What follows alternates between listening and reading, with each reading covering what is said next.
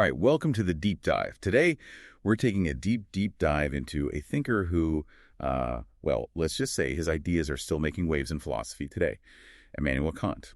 Specifically, we're going to be looking at his thoughts on, of all things, mathematics.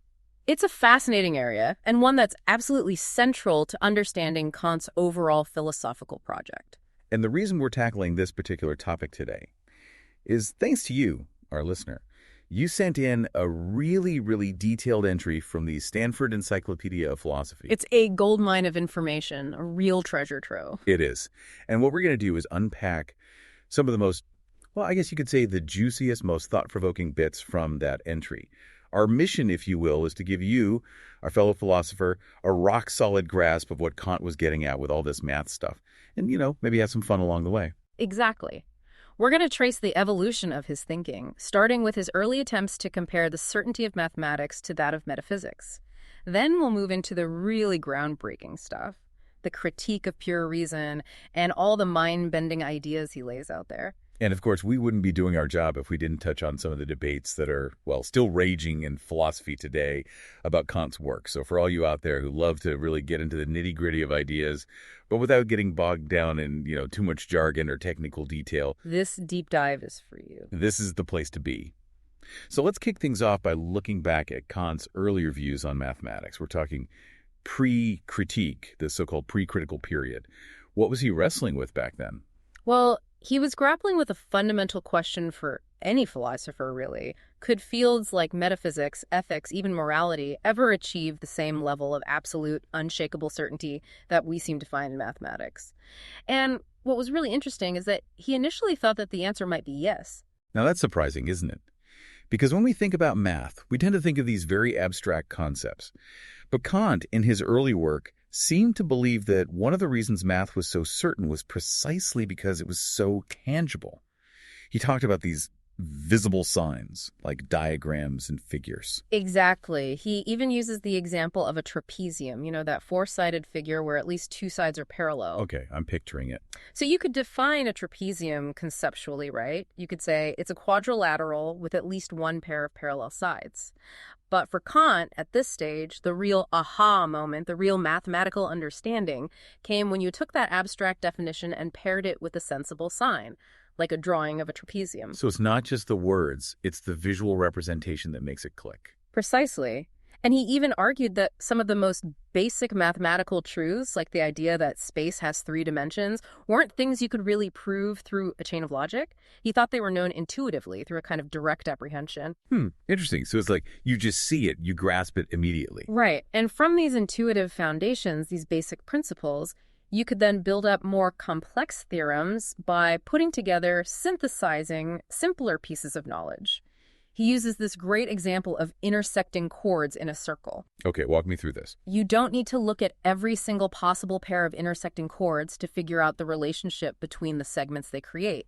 You analyze just two, and boom, you've got this universal rule, a theorem that applies to all of them. And again, it's the visible signs, the diagram, that helps you see it, grasp it.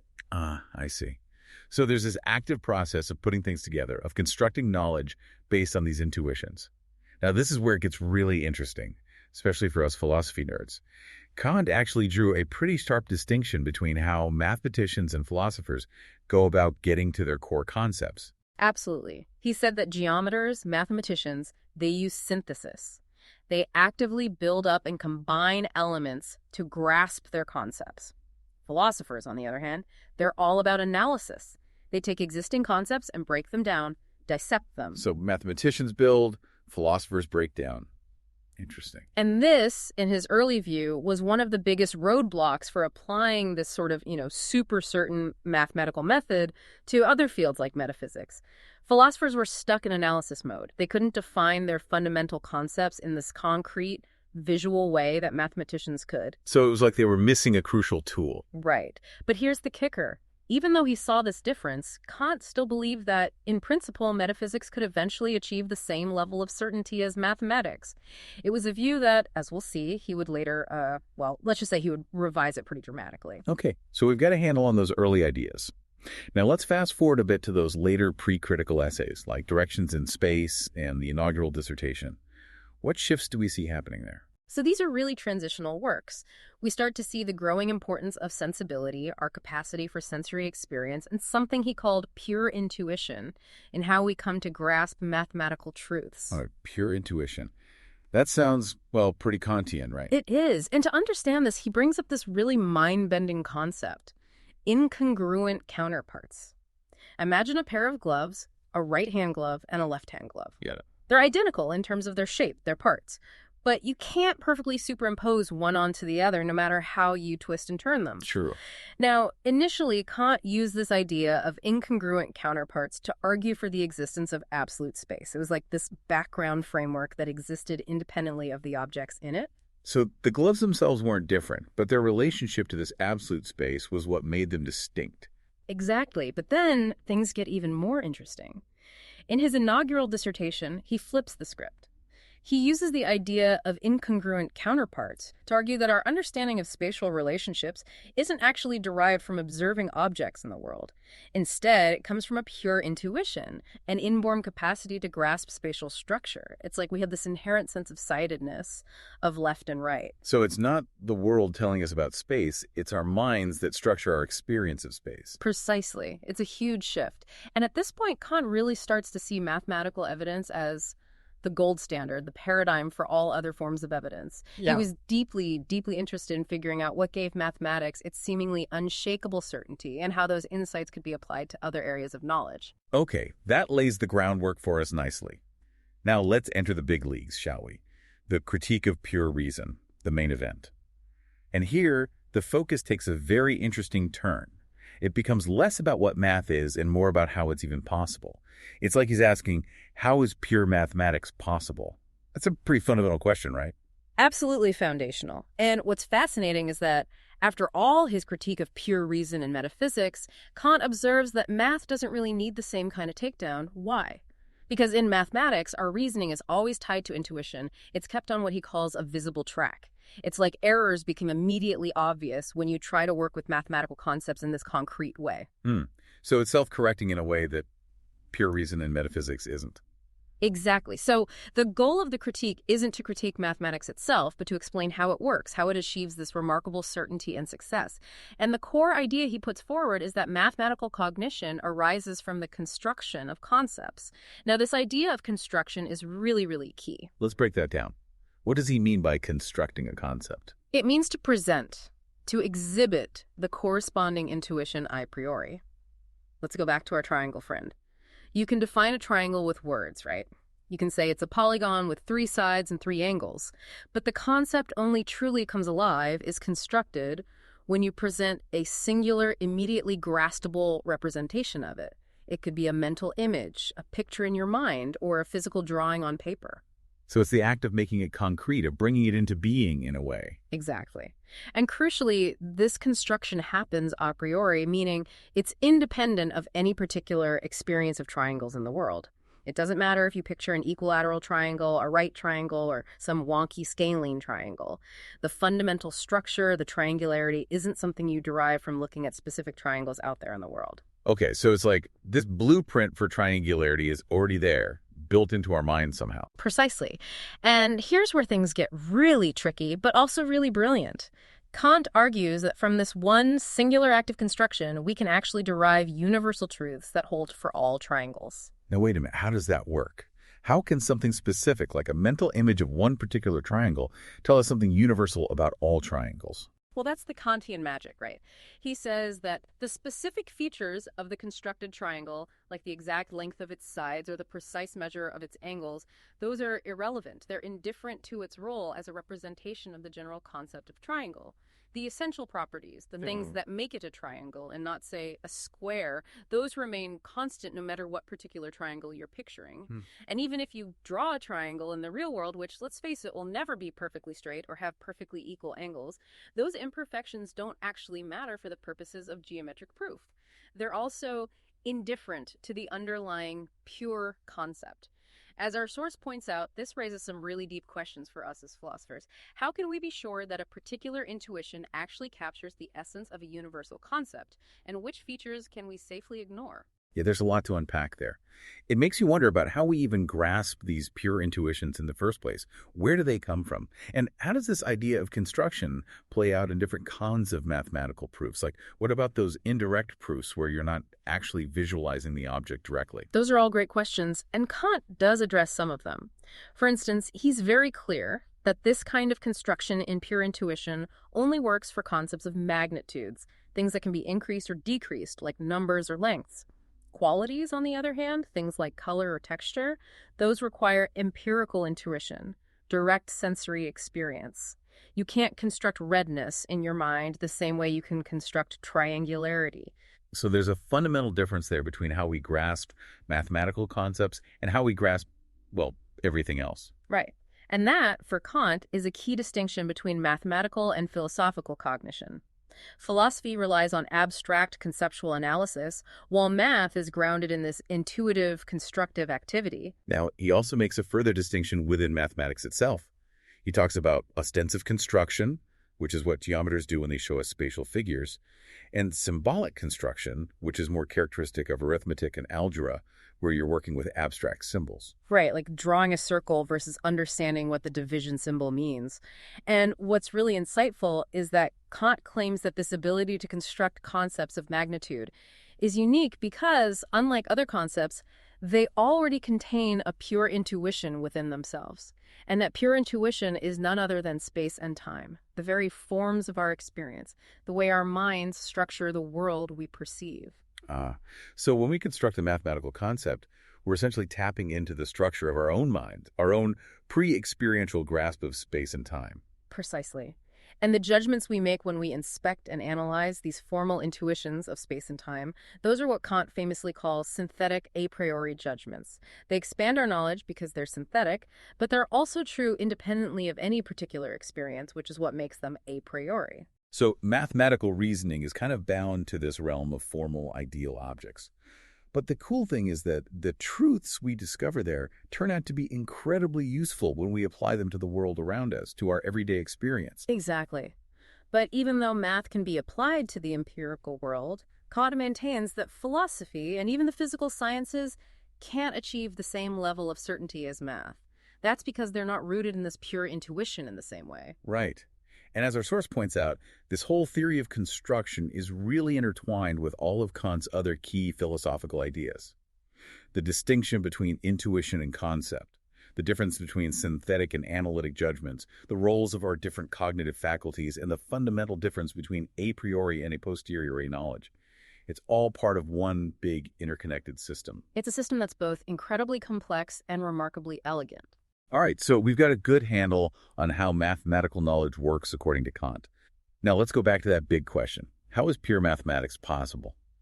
And why is this so important for understanding the idea of synthetic a priori judgments, which, let's face it, are kind of a philosophical head-scratcher? Well, for Kant, mathematics was the prime example, the model case of synthetic a priori knowledge. And if we could figure out how math managed to pull this off, how it could give us new knowledge that was also universally and necessarily true, it could give us clues about how other fields, like metaphysics, might also be able to achieve this. So it's like a proof of concept, if you will. Exactly. Now, the first thing Kant establishes is that all genuine mathematical judgments are a priori. Their truth doesn't depend on observation or experience. They're necessary truths. We don't figure out that 2 + 2 = 4 by going out and counting pairs of apples or something. Right, it's just true, period. And crucially, he argues that these judgments are also synthetic. The predicate, the thing that's being said about the subject, adds something genuinely new to our understanding. It's not just a matter of unpacking what's already contained in the concept. And he uses that famous example, 7 + 5 = 12. You can stare at the concepts of 7 and 5 all day long, but you won't find the concept of 12 hidden in there somewhere. You have to go beyond those initial concepts, maybe by actually visualizing the act of combining 7 things with 5 more things to arrive at the sum. Exactly. It's an active, intuitive synthesis. And it's fascinating to see how contemporary scholars are still grappling with Kant's account of number. There's a lot of debate about how his ideas apply to things like ordinality, cardinality, and even infinity. Now, it's not just arithmetic that fits this synthetic a priori mold. Euclidean geometry, with its principles like a straight line is the shortest distance between 2 points, that's synthetic too, right? Yeah. The idea of shortest isn't just logically contained in the concept of a straight line. Absolutely. And geometric theorems, the things we prove using diagrams and constructions, those are also considered synthetic. But there's actually a pretty lively debate among Kant scholars about whether the steps we take in those geometric proofs, the inferences we make, are purely logical, based solely on the principle of non-contradiction, or whether they also involve an element of intuition. So is it that the basic axioms are synthetic and then everything else follows logically from them? Or is there something more intuitive, something more active going on even in the process of proving a theorem? That's a key point of contention, and it really gets to the heart of how we understand Kant's philosophy of mathematics. Now, he himself actually used two different methods when trying to explain the possibility of pure mathematics. In his Prolegomena to any future metaphysics, he takes an analytic approach. He starts with the fact that math gives us synthetic a priori knowledge, and then works backward to figure out what must be true about our minds to make that possible. So it's like, hey, we know math works this way, so what must be going on behind the scenes? Right. But in the critique of pure reason, he goes in the opposite direction. He starts with the forms of our sensibility, space, and time, and argues that those provide the foundation for generating synthetic a priori mathematical judgments. It's a move from the ground up, so to speak. Okay, I see the difference. So ultimately, the possibility of pure mathematics for Kant comes down to the nature of human sensibility, to that pre-experiential framework of space and time through which we experience the world. Exactly. But this raises some really tricky questions, especially for us philosophers. How does this idealized pure space of geometry relate to the space we actually experience? Are they the same thing? Are they totally different? Yeah, that's a big one. It gets into the whole relationship between metaphysics and geometry, which is a whole other rabbit hole. It is, and it's something that Kant scholars are still debating today. But let's move on to another big piece of the puzzle, how Kant's philosophy of mathematics connects to his overall theory of transcendental idealism. Because it's not just about intuition and synthetic a priori judgments, right? There's a whole bigger picture here. All right, there's a lot more going on. So in the Transcendental Analytic, where he introduces the categories of the understanding, those fundamental concepts we use to make sense of experience, he specifically labels the first 6 as mathematical categories. These are the categories of quantity, quality, relation, and modality. And the reason he calls them mathematical is because they're directly related to the objects of our intuition, the things we can grasp through our senses and our pure intuition. And the concept of number itself, which is obviously kind of important in math, is linked by Kant to the category of totality. It's this idea of combining units into a whole. But Kant himself recognized a problem when you tried to apply this idea to infinity. Yeah, because if you think about infinity as this unending series of units, you never actually reach a definite, complete number. So he argued that the concept of infinity actually requires something more than just the successive addition of units. It needs a special act of the understanding, a more complex synthesis involving both our imagination and our understanding. So it's like infinity pushes the limits of our cognitive abilities in a way that other mathematical concepts don't. Exactly. And this is where Kant's whole theory of judgment, including the transcendental deduction and the schematism, becomes really crucial for understanding how we can even think about something like infinity. Now, it's also interesting that even though arithmetic involves this kind of counting, the successive addition of units over time, Kant says that mechanics, not arithmetic, is the mathematical science that really corresponds to geometry's relationship with space. Right.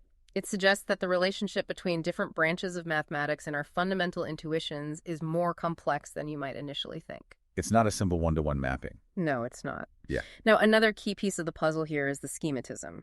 This is Kant's attempt to explain how those pure abstract concepts of the understanding, the categories, can actually apply to our concrete sensory experiences. Okay, so it's like a bridge between the world of pure thought and the world of our senses. Exactly. And mathematical concepts occupy a very unique place in this scheme.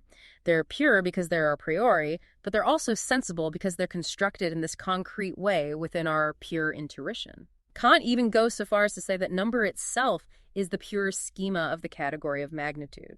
So there's this really tight connection between our basic cognitive faculties and the fundamental concepts of math. It's like they're built into the very structure of our minds. And that raises another really interesting question. Do mathematical concepts need to be schematized in the same way that other purely intellectual categories do? Because they already have this inherent connection to sensibility through their construction and intuition. Yeah, it's like they're already halfway there. So what's the role of the transcendental imagination in all of this? It seems like it must be doing some heavy lifting in terms of constructing these pure intuitions. Absolutely. And this is a topic of a lot of debate among Kant scholars. Some argue that because mathematical concepts are already constructed in intuition, they don't need a separate schematization. Others think that the imagination plays a crucial role, even in those cases. It's a complex issue. But let's move on to the axioms of intuition, which Kant lays out in the Analytic of Principles. Here he gives us this kind of overarching principle that underlies all mathematical principles. All intuitions are extensive magnitudes. Now, how does that fit into everything we've been talking about? This is Kant's way of explaining why mathematical principles, which are ultimately about the structure of pure space and time, can also be applied to the world of our everyday experience, to the things we see and touch and interact with. Because appearances, the way things appear to us, are also represented through the same synthesis that constitutes our experience of space and time. So everything we perceive, whether it's a pure mathematical object or a physical object in the world, is an extensive magnitude. So it's like there's this fundamental commonality between the way our minds structure mathematical objects and the way they structure our experience of the world. Exactly. And that's what makes math so powerful and applicable. Now, we even get a glimpse of math in the Critique of the Power of Judgment with Kant's discussion of the mathematical sublime.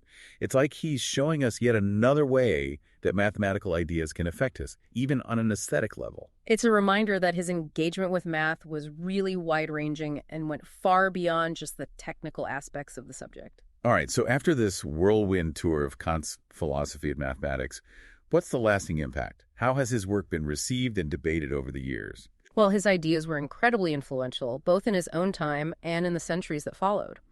He sparked huge debates among his contemporaries, and his work had a major impact on figures like Frege, Russell, and Husserl, all giants in the history of philosophy and logic. And even within mathematics itself, his ideas influenced the development of intuitionism, a school of thought that emphasizes the role of intuition and construction in mathematical proof. Now, a lot has happened in math since Kant's time, especially with the development of non-Euclidean geometries. You might think that would make his ideas obsolete, but that's not really the case, is it? Not at all. Contemporary scholars are still very much engaged with Kant's philosophy of mathematics, but the focus has shifted.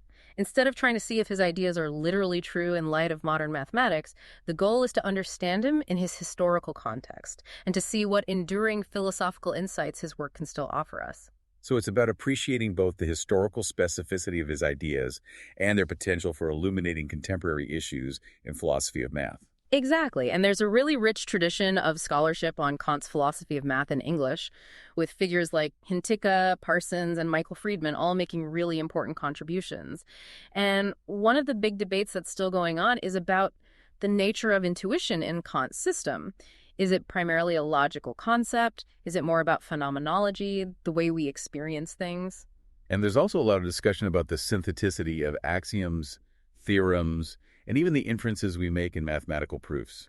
It all comes back to this question of what intuition is and how it works. Right. And Friedman, for example, has really emphasized the importance of something he calls kinematical intuition, the intuition of motion and spatial transformation, for understanding Kant's account of geometric construction. So it's like we need to be able to imagine things moving and changing in space to really grasp how geometric concepts are constructed. Exactly. And this brings us to the current state of the field. There's still a lot of debate and discussion going on, but it's moved beyond those simple interpretive disagreements. Scholars are now exploring all sorts of fascinating questions about the role of mathematics in Kant's philosophy. And there's been a real surge in publications on this topic recently, which shows just how vibrant and active the field is. It's amazing to think that a philosopher writing in the 18th century can still be so relevant and thought-provoking today. It really is a testament to the depth and power of his ideas. Okay, so for you, our listener, the philosopher who joined us on this deep dive, the key takeaway is this. Kant's engagement with mathematics wasn't just some side project. It was absolutely fundamental to his entire philosophical project. His ideas about the synthetic a priori, the role of intuition, and the grounding of math and the structure of our sensibility, those are all incredibly important and still very much debated today. His work forces us to think about the nature of mathematical truth, how we acquire knowledge, and the relationship between our minds and the world in really profound ways. And that brings us to a final, provocative thought for you to ponder. Considering how much Kant emphasized the importance of intuition, this immediate, almost instinctive grasp of mathematical concepts, how might his philosophy respond to the rise of artificial intelligence? We now have machines that can perform incredibly complex mathematical calculations and even prove theorems. So the question is, can machines truly understand mathematics in the same way that humans can? If intuition is so crucial, and if intuition is something that's uniquely human, does that mean there's a limit to what AI can achieve in the realm of mathematics? It's a really fascinating question, and one that Kant's work forces us to confront. It makes us think about what it means to truly understand something, and whether there are aspects of human cognition that might always remain beyond the reach of machines. Food for thought, indeed.